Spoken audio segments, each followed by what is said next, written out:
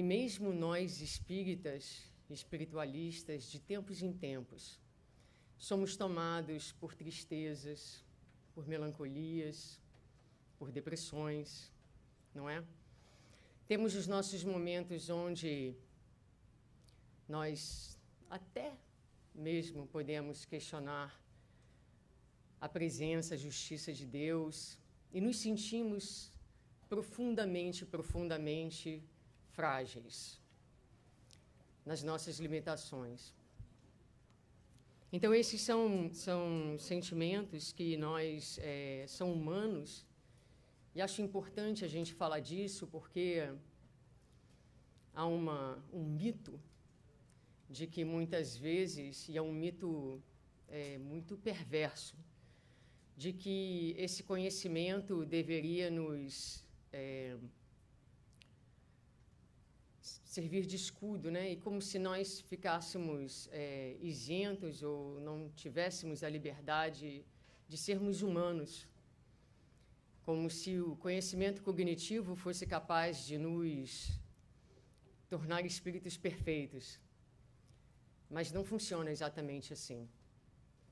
Então é preciso que a gente fale um pouquinho da nossa humanidade, da nossa fragilidade, das nossas dores, e todos nós vamos experimentá-las de tempos em tempos na nossa vida, em graus maiores ou menores, mais intensos ou não, que falam da nossa condição humana e que falam de onde nós estamos na nossa evolução e que não deveriam ser motivos de vergonha. Nós não deveríamos nos envergonhar nunca de sermos simplesmente gente, com um coração que sente, com uma alma que titubeia, não é? Com nervos que ficam à flor da pele. Então, essa condição é a condição que nos iguala a todos dentro dessa casa. É isso que nos faz estarmos neste planeta de expiação e de provas, é a nossa imensa fragilidade. E essa fragilidade, ela é, então, comentada por Kardec em O Evangelho segundo o Espiritismo e na Revista Espírita. É interessante observar que na Revista Espírita nós vamos encontrar um número de mensagens onde Kardec fala sobre a questão do suicídio. E ele vai identificar nessas mensagens 2 pontos que são a base, que estão assim na base mesmo, né, dos movimentos, das idealizações suicidas, ou mesmo dos suicídios que se completam, que é a incredulidade e o materialismo. No item A Melancolia, em O Evangelho segundo o Espiritismo, os espíritos vão dizer a Kardec que é natural que nós tenhamos esse anseio pela felicidade. Mas eles também vão dizer, mas não buscai a felicidade nas coisas do mundo. Aí a gente pode dizer assim, mas nós não somos incrédulos e tampouco materialistas. Mas a verdade é que somos os dois, ainda, não é? A nossa palavra, o nosso verbo, fala daquilo que nós já entendemos e daquilo que nós almejamos um dia poder viver, mas as nossas ações falam de outra coisa. A nossa identificação, mesmo nós espíritas, não é? A nossa identificação com a matéria ainda é uma identificação muito profunda. Então, nós somos espíritas materialistas, que já é melhor do que ser só materialista. Já é um passo na evolução. Um dia seremos espíritas, mas por hora somos ainda espíritas materialistas. E como nós falávamos então, essa condição, não é, ainda de um estágio evolutivo muito primitivo, e está lá no Evangelho segundo o Espiritismo, capítulo 3º, não é? A condição de mundo de expiações e provas é uma condição onde a matéria prevalece sobre o espírito. O mal sobre o bem, mas a matéria sobre o espírito. Então, nós ainda temos dificuldade de viver no dia a dia das nossas existências, o paradigma da imortalidade. E seguimos caminhando como aqueles viajores da estrada de Emaús um dia. Gosto muito dessa passagem do Evangelho. Quem acompanha a gente, às vezes a gente coloca, para desespero de algumas fotos dos nossos livros estudando, e em cima da minha mesa de trabalho há uma foto de Jesus. Pode olhar, amplia lá, você vai ver. A caminho de Emaús, que ficava, na verdade, em cima da cama da minha avó, por toda a vida. Foi a única herança material que eu tive dela. Então, de cima da cama da minha avó, hoje está em cima da minha mesa. E aqueles discípulos, aqueles homens, eles haviam falado de Jesus, eles conheciam Jesus como nós conhecemos. Mas eles caminhavam pessimistas e desesperançados. O que seria deles agora que Jesus havia partido? O que seria do futuro? Eles haviam perdido a perspectiva, eles haviam perdido a esperança. Eles representam cada um de nós nesse estado de maior fragilidade que nós experimentamos de tempos em tempos. Até que um homem se aproxima e vai caminhando então com eles, vai perguntar do que eles estão falando, e eles vão dizer: só tu não ouvistes falar que crucificaram o Messias? Não é? Ele: não, estou sabendo. Estou sabendo. E ele vai caminhando com aqueles homens que haviam saído de Jerusalém, que na verdade significa, o termo, a cidade, significa cidade da paz. Eles haviam saído da posição de paz, que é da posição de conexão com Cristo, e caminhavam então para Emaús. E Jesus vai caminhar com eles, ao lado deles, trazendo para eles então novas perspectivas, novas ideias, até que chega ao fim da noite e ele deixa-os na hospedagem da confiança, antes de então retornar, deixá-los. E esse peregrino, ele aparece então nas nossas existências, não é? Jesus disse que nos mandaria o Consolador prometido. E Consolador em grego vem da palavra parakletos. Para é ao lado, e kletos é chamado. Então, aquele que é chamado a caminhar ao lado. Então, Jesus, da mesma maneira que caminhou ao lado daqueles homens, levando-os de Jerusalém a Emaús e deixando-os na estalagem da confiança, caminha conosco nos dias de hoje, fazendo a mesma coisa, nos conduzindo, e só nos deixará o dia que nós estivermos instalados, confortáveis, seguros, confiantes. Ele caminha conosco. E de que fala então o Consolador? O que é que Jesus faz por nós? Jesus traz, o Consolador traz para nós um sentido para as nossas existências. É como se ele viesse para abrir um novo horizonte, abrir uma nova perspectiva para as nossas vidas, uma perspectiva que é, num primeiro momento, uma perspectiva muito estreita, a perspectiva da materialidade, e ele vai nos apresentar todo um novo mundo de ideias, de possibilidades, fazendo com que o horizonte da vida se alargue de forma infinita.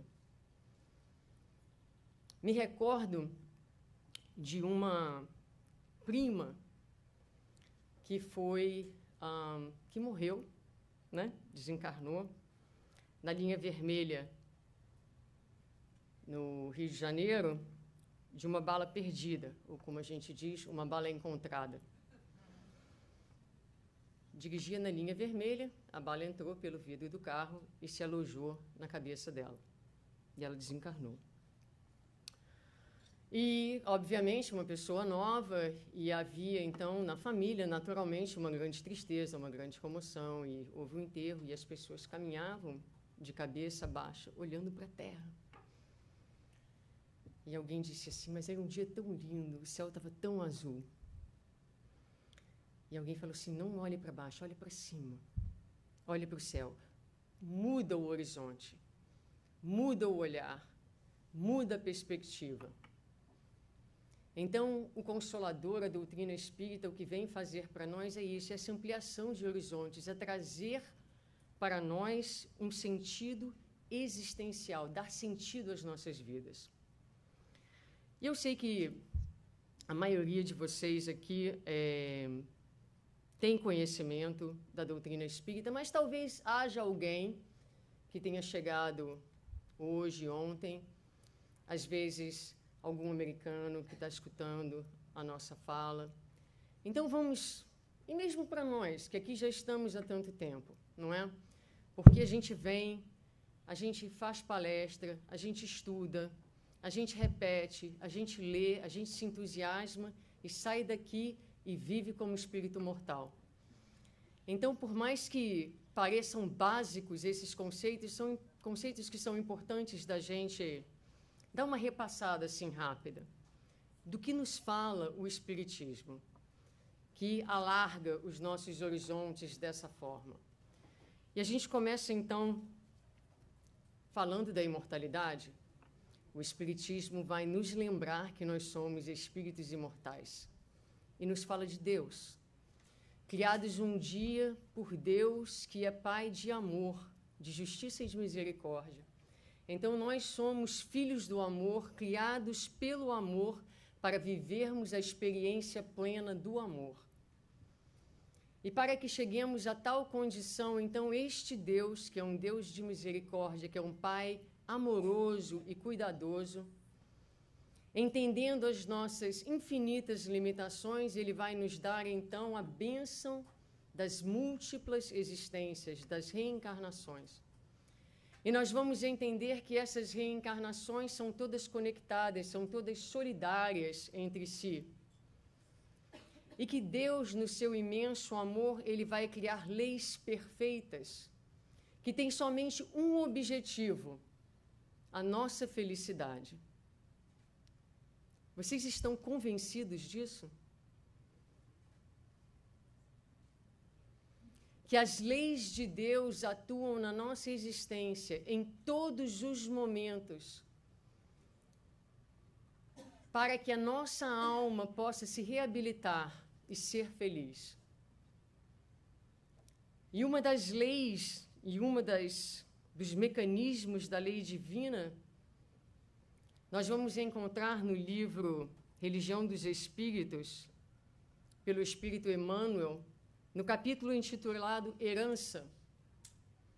E ali Emmanuel vai dizer para nós que, muitas vezes, nessa jornada evolutiva de uma vida a outra, nós vamos voltar e vamos encontrar dentro do nosso lar pais que deixam a desejar, filhos ingratos, o esposo ou a esposa mais difícil, ou às vezes é aquele corpo doente, aquele corpo que não atende exatamente às nossas expectativas, ou uma vida muito cheia de obstáculos, muito difícil. Ele vai dizer, em tudo, os resultados dos abusos e desvios que cometemos e que a vida traz de volta.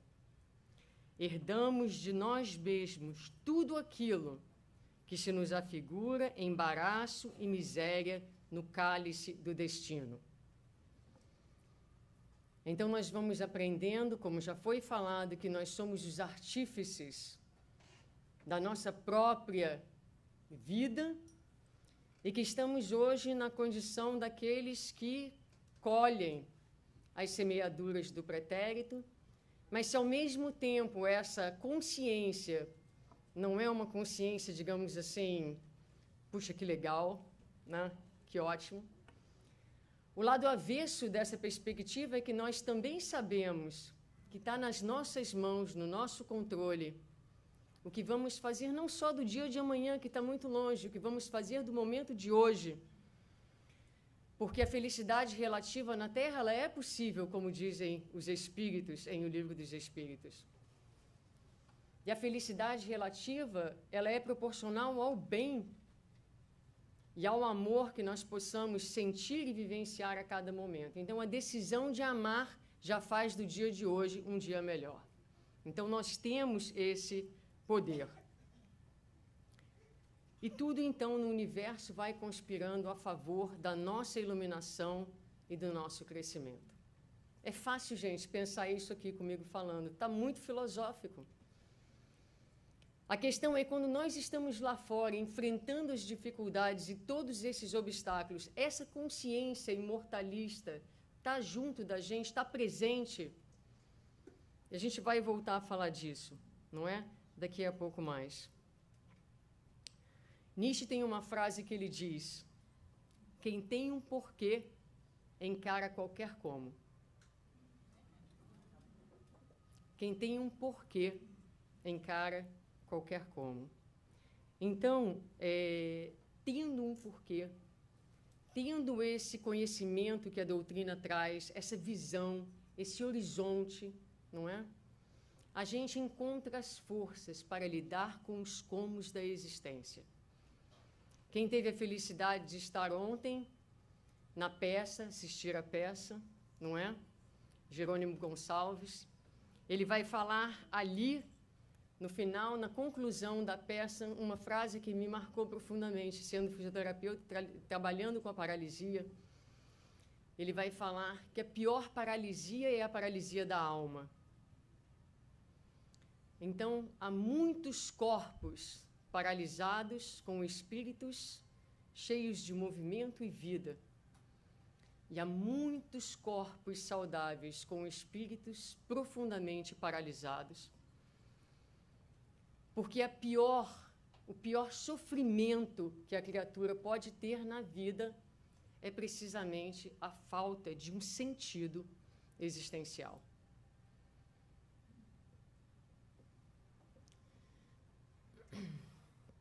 Então, a doutrina vem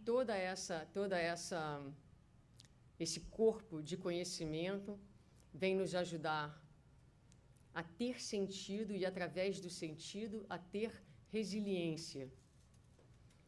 Porque esse sentido, ele nos fala do dia de hoje e fala no dia de amanhã. Fala das possibilidades futuras e vem ressignificar todo o sofrimento. Vem, por exemplo, dizer para a gente que essas lutas, que essas dificuldades são, na verdade, o caminho da nossa libertação. Agora, bem sinceramente, eu pergunto a vocês, no momento de luta, no momento de dificuldade com um parente, no momento de alguém com uma doença terminal, ou qualquer que seja a situação de dificuldade, qual de vocês para um minuto e diz assim, capítulo 5 do Evangelho segundo o Espiritismo, Senhor, eu te louvo por essa dificuldade que você colocou no meu caminho. Muito obrigada. Porque estás me mandando santo remédio para minha recuperação. Eu li muitas vezes essa passagem do Evangelho segundo o Espiritismo na minha vida, muitas vezes. E olhava assim com uma imensa admiração. Vejam lá, capítulo 5, porque eu não estou sendo fiel às palavras e a passagem é belíssima. E essa semana, caminhando pelas ruas de onde eu moro, pela primeira vez, eu disse isso a Deus. Obrigada, Senhor, por essa dificuldade que eu estou passando. Porque eu enxergo hoje para além do momento de agora. E a doutrina espírita me dá a perspectiva de que essa dificuldade que eu estou vivendo é um instrumento da minha alforria. Porque nós costumávamos olhar para a dor e pensar que a dor era punição. E hoje a gente percebe que a dor é caminho de libertação. Se nós conseguimos abraçá-la corajosamente e permitirmos que ela se faça, que ela se manifeste no nosso íntimo, porque só assim a gente consegue transcender e transformar. A transcendência da dor não vem pelos caminhos cognitivos. Eu conversava, já não sei mais com quem, e dizia: todo esse conhecimento não impede que eu acorde de manhã, nos últimos 10 dias, com um sentimento enorme de raiva no meu coração. Aí, a bênção de viver com um psicólogo, eu virei e disse: o que eu faço? E aí, a minha esposa disse para mim: pergunta para você mesmo, abre espaço e percebe qual é a dor que está por trás dessa raiva. Não é? Então, isso tudo, gente, é o sentido existencial, que vai dando à criatura essa força, que vai dando à criatura essa coragem, que vai dando à criatura esse sentido e que vai alargando os horizontes da existência. O apóstolo Paulo vai dizer assim: se esperamos em Cristo apenas nessa vida, somos os mais miseráveis de todas as criaturas. Se esperamos em Cristo apenas nessa vida, somos as mais miseráveis de todas as criaturas, porque o Consolador vem nos falar da possibilidade de vivermos melhor, mas, para além do melhor no dia de hoje, vem nos falar também das esperanças futuras, que é a última parte do Livro dos Espíritos, não é? Então, vem nos dizer o porquê que nós devemos fazer tudo isso, o que nos aguarda. Quando nós lemos e choramos, não é? Quem não chora lendo Paulo Estevão? Ou ainda, há 2000 anos, e todos os romances de Emmanuel. Nós nos movemos, nos sentimos profundamente movidos com os mártires, que entregavam suas vidas físicas em holocausto ao Senhor. O que os movia, senão um sentido existencial, uma certeza, a visão da imortalidade, a certeza absoluta de que eles estariam no reino de Deus com Cristo depois daquele momento. E hoje em dia nós sabemos, os Espíritos nos dizem que não nos é pedido mais que a gente dê a nossa vida física, não é? Já não estão as feras nos circos, bastam as que estão dentro de nós.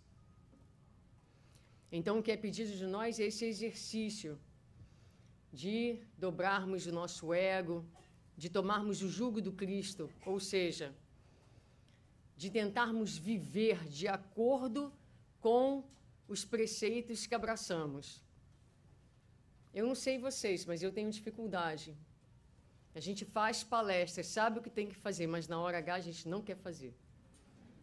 Não é? E é importante que a gente pense, que a gente reflita, e que a gente fale, que a gente volte, que a gente estude, porque com muita facilidade a gente se desconecta desse sentido existencial.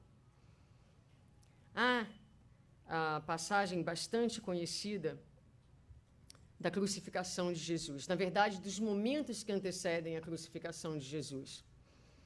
E Jesus escolhe 3 dos seus discípulos, 3 discípulos íntimos, para um momento íntimo, para irem com ele meditar e orar no Monte das Oliveiras. Pedro, Tiago Maior e João. E ele leva-os então para orar, e Jesus se afasta um pouco, e quando volta, o que faziam os discípulos? Dormiam. E ele vai dizer então para eles: vigiai e orai. Ok. E Jesus se afasta novamente. E volta. E mais uma vez, eles estão dormindo. E aí Jesus vai dizer assim: para Pedro: por que dormis? Então nem por uma hora pudestes velar comigo, nem por uma hora pudestes velar comigo. E ele se afasta, e pela terceira vez ele volta, e eles estão novamente dormindo, e Jesus então vai dizer: agora chegou o momento. Emmanuel, no livro Caminho, Verdade e Vida, capítulos 87 e 88, vai comentar essa passagem e vai trazer alguns aspectos bastante interessantes para a nossa reflexão. Porque ele vai dizer dos perigos de nós dormirmos em espírito quando mergulhados na carne. Ou seja, o perigo de nós nos desconectarmos daquilo que é essencial. A nossa religiosidade de hoje funciona igual a conexão de Wi-Fi pobre. On and off, on and off, on and off. Mais para off do que para on. A gente dorme. O Andrei está quase dormindo aqui. A gente dorme com uma facilidade danada.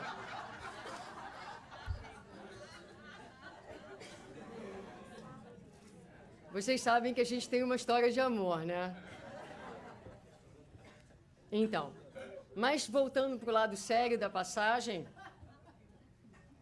quem eram? Emmanuel vai dizer, quem eram aqueles 3 que foram escolhidos? Não foram beneficiários do dia anterior? Pessoas que ele tinham acabado de conhecer o Cristo e recebido o seu benefício? Não. Foram 3 discípulos conscientes de suas obrigações. Nós somos beneficiários do dia anterior ou discípulos conscientes de nossas obrigações? Não precisa responder, não é?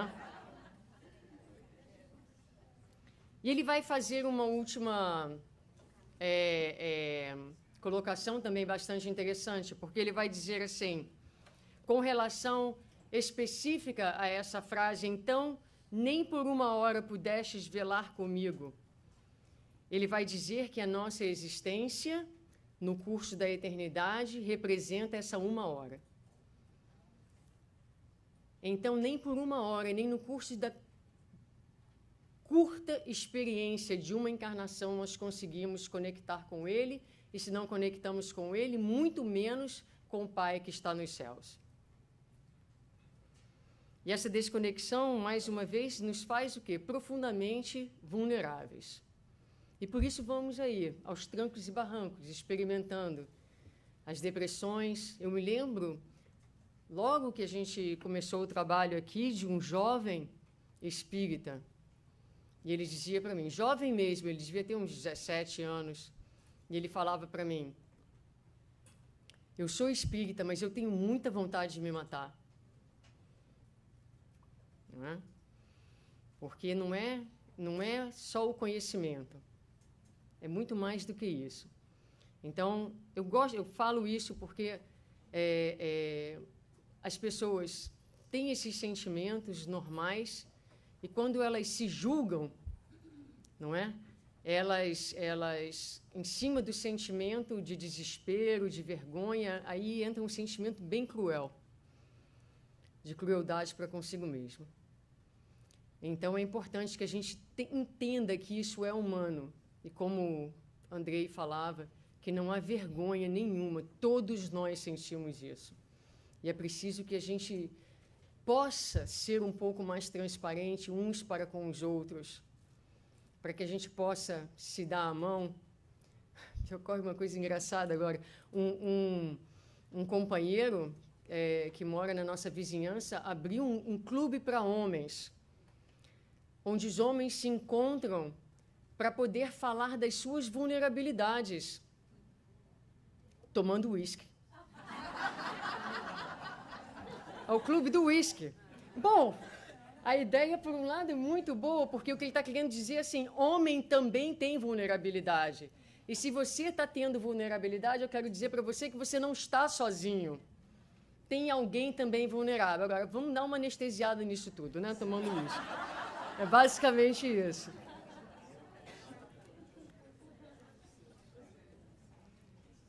Questão 943 do Livro dos Espíritos.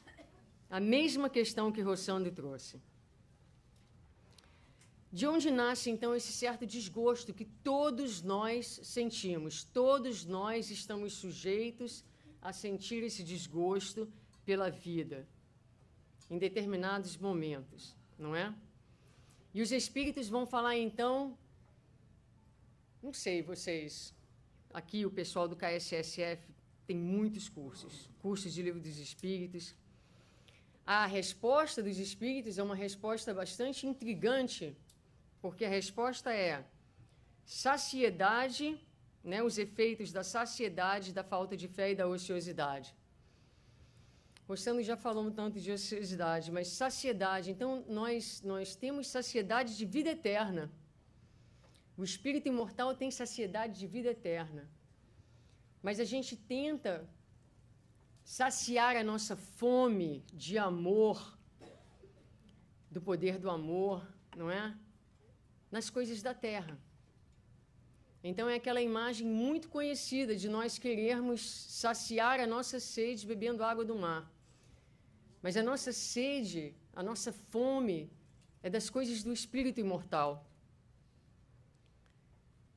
A nossa sede e a nossa fome de abundância. Mas é abundância de virtude, é abundância de paz. Aí a gente confunde com tudo isso e vai fazer compras. Não é?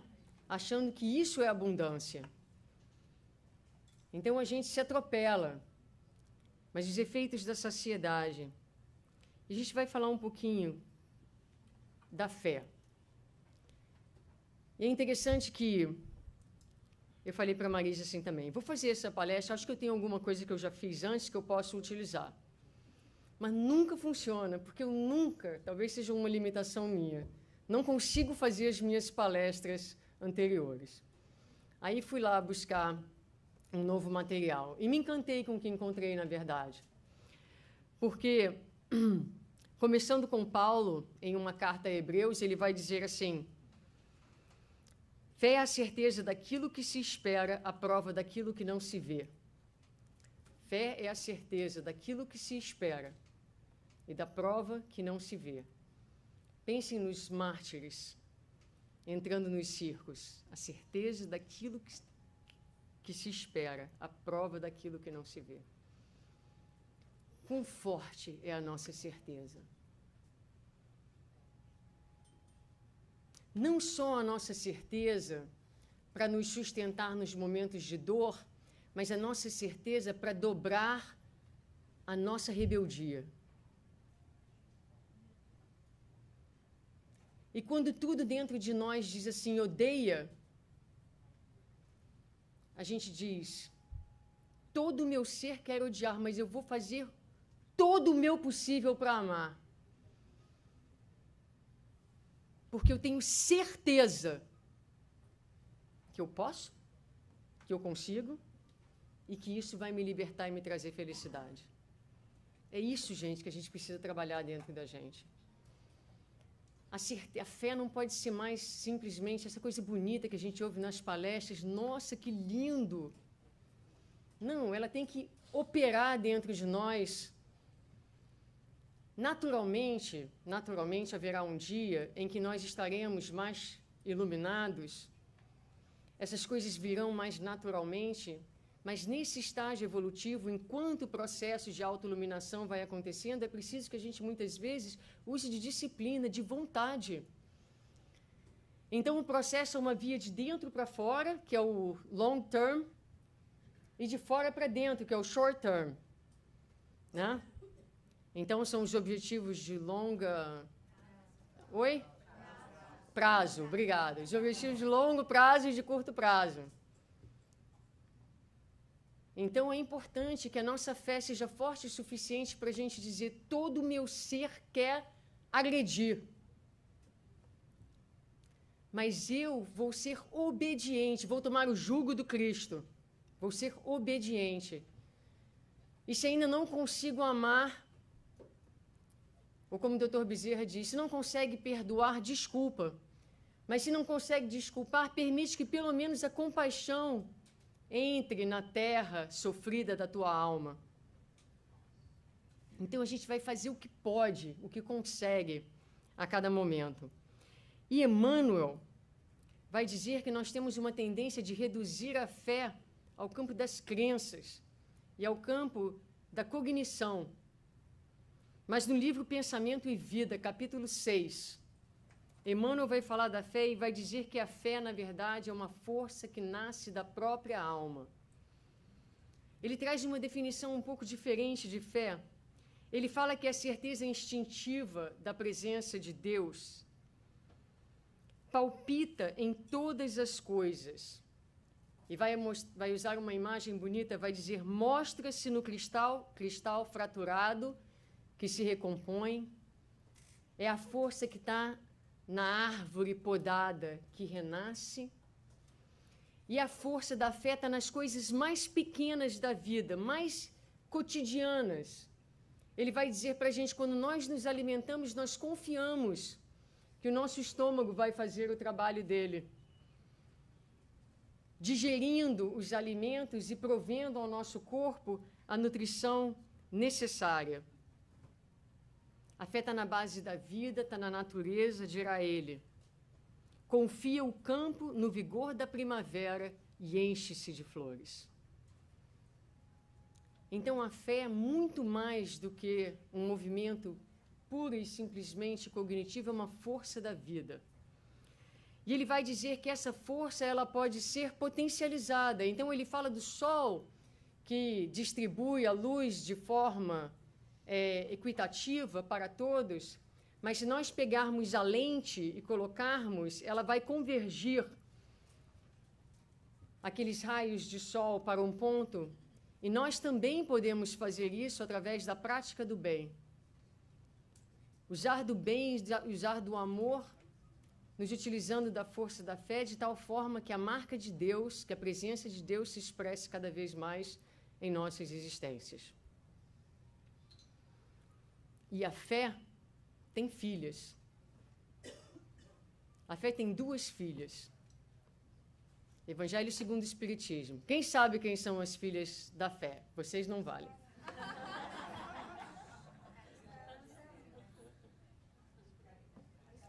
É a esperança e a caridade. Não é? Então, a esperança é uma das filhas da fé.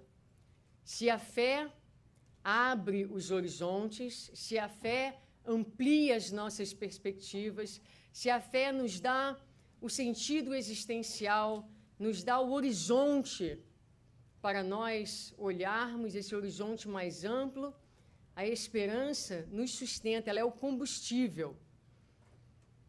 Ela é o combustível que nos ajuda a levantar todos os dias com alegria, com vontade de viver, naquela certeza absoluta de que tudo vai passar, de que dias melhores virão. E a gente levanta e repete com o Senhor, tudo posso, naquele que me fortalece. Esperança. A esperança que move, a esperança que nos faz levantar, a esperança que dá movimento.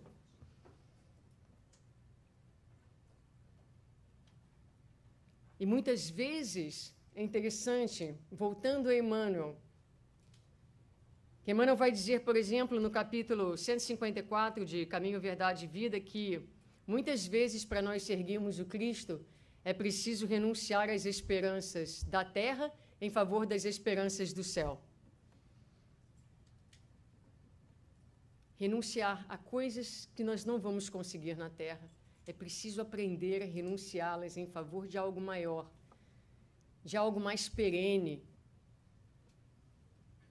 né? Imortal, não dessas coisas fugazes que só nos sedentam. E, às vezes, essa esperança está relacionada com o que o Andrei falava, não é? Aprendermos a renunciar, como Jesus disse, a pai, mãe, filho, a casa. O que isso significa? Renunciar com Jesus não significa abandonar. Significa reconhecer que nós só temos poder sobre a nossa própria existência. E ele vai dizer lá, que, se os nossos pais, os nossos companheiros, os nossos filhos são ingratos, são incompreensíveis, não nos compreendem, é preciso renunciar à alegria de tê-los melhores ou perfeitos. Quanto sofrimento não vem, quanta mágoa, quanta raiva, quanto ressentimento não vem de nós esperarmos daqueles que amamos aquilo que eles não estão prontos para nos dar. Renunciar às esperanças da terra, diz ele. Renunciar com Jesus é respeitar, renunciar à alegria de tê-los melhor, unindo-se a eles ainda mais, a fim de trabalhar no aperfeiçoamento com Jesus. Então, é continuar com eles assim mesmo, mas entendendo e respeitando que cada um dá daquilo que tem. E seguir. Ainda um outro ângulo para a gente falar de fé, muito bonito, que se encontra na questão 257 de Consolador. E ali vão perguntar a Emmanuel se esperança e fé são a mesma coisa, se é a mesma virtude. E ele vai dizer assim, que a fé é a divina claridade da certeza. Então, ela é como a luz do sol. É a certeza que nós temos. A esperança é como a luz do luar, a luz da lua, que reflete a luz positiva da fé. Gente, que beleza! Não é? A fé é a claridade da certeza, é a luz do sol. E a lua, a luz da lua é a esperança, que reflete a luz da fé. E quando é que a gente vê a lua mais bonita? Nas noites mais escuras. Nas noites mais escuras. Ela está mais prominente lá no céu. Então, a gente vai percebendo que, na verdade, não são as circunstâncias que tornam a vida insuportável, mas sim a perda desse sentido existencial. Não é? Não há, como nós falamos, fardo maior do que não ter um sentido para viver, do que acordar todo dia e não saber para que você acordou. E não entender ou não ter nenhuma perspectiva do porquê de tantas dores e de tantas lutas. Eu estava no Brasil agora, em julho, e fiz uma palestra em uma das casas lá. E no final da palestra, eu estava no Rio de Janeiro, e da minha casa, onde eu estava ficando, até o centro, era uma rua que eu caminhava, uma rua com muitas árvores. E aquele dia que eu fui fazer a palestra, eu fui caminhando pela rua e as folhas caíam assim, uma chuva de folhas que enchia o chão da rua. E eu fui pensando na beleza daquela cena. E cheguei, dei a palestra, e quando terminou a palestra, veio uma mensagem final para o público. E no finalzinho da mensagem, o espírito amigo disse assim: e a você, minha filha, gostaríamos de lembrar do papel das estações na nossa vida. A primavera da infância, onde a vida florir, o verão das realizações, o outono do amadurecimento. Tudo isso nos preparando para que possamos passar com alegria e tranquilidade pelos invernos da vida. Mal sabia eu que estava entrando nele. Mas ficou a mensagem na minha cabeça. Passar com alegria, com júbilo, pelos invernos da vida. E é isso que a doutrina espírita vem fazer por nós.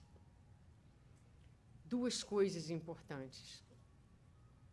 Nos dar força na hora das provas e nos dar coragem e determinação para aceitarmos o jugo de Jesus. E vem nos tirar, então, da condição de cegos à beira da estrada, recomendo a leitura do livro Cura e Autocura. Não vou dizer de quem é o autor. E lá há um texto que fala do cego Bartimeu, que somos todos nós, representa todos nós nos nossos momentos mais frágeis, cegos, incapacitados de enxergar o sentido das coisas, à beira da estrada, à margem do caminho, sem nos movermos, paralisados de uma certa forma. Mas uma coisa que é muito marcante na descrição é que esse cego, ele é pedinte, ou seja, é alguém que está numa condição de profunda escassez.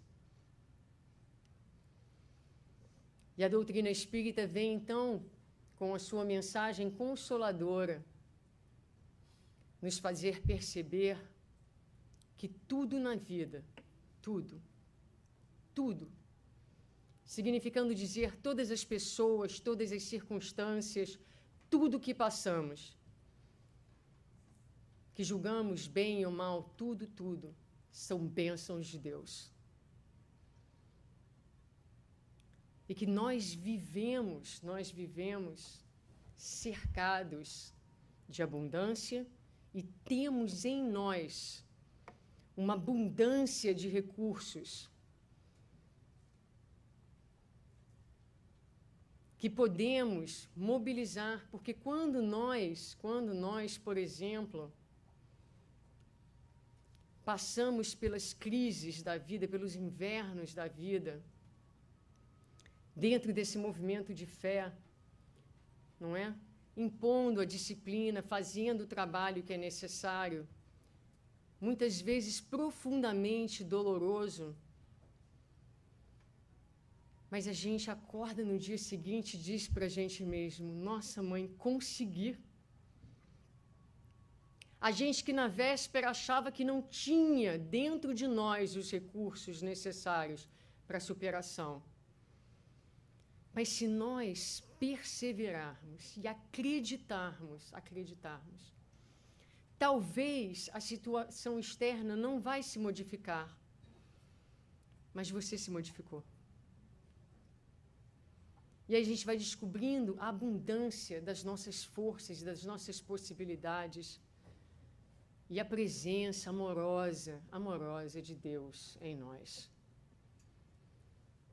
Então, a doutrina, para além de nos consolar, ela nos dá força, nos dá o poder da autotransformação e muda o nosso paradigma, de um paradigma de escassez para um paradigma de abundância. Gosto muito daqui. Gosto muito de uma música prece, que eu não vou cantar, obviamente. Isso é só para o Rossandro, que é um cara muito talentoso.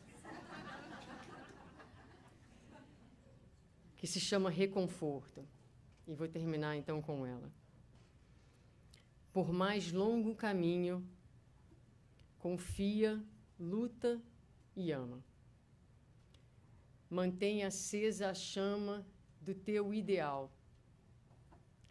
Não temas o mal, só o bem permanece. Conduz sempre teus passos aos clarões da prece. E o refrão diz: vem sorrir, vem cantar, deixa a esperança te agasalhar. Vem cantar, vem sorrir, que um novo dia vai surgir. Recebe com alegria a dor que te renova, porque a tua prova é tua alforria. O teu pranto é luz erguendo o lar celeste, cercado pelas rosas do bem que fizeste. Vem sorrir, vem cantar, deixa a esperança te agasalhar. Vem cantar, vem sorrir, que um novo dia vai surgir. E segue pela estrada que o bom mestre seguiu, erguendo a cada passo o irmão que caiu. E amando sempre mais, te envolverás em luz e encontrarás a paz nos braços de tua cruz. Muito obrigada e muita paz.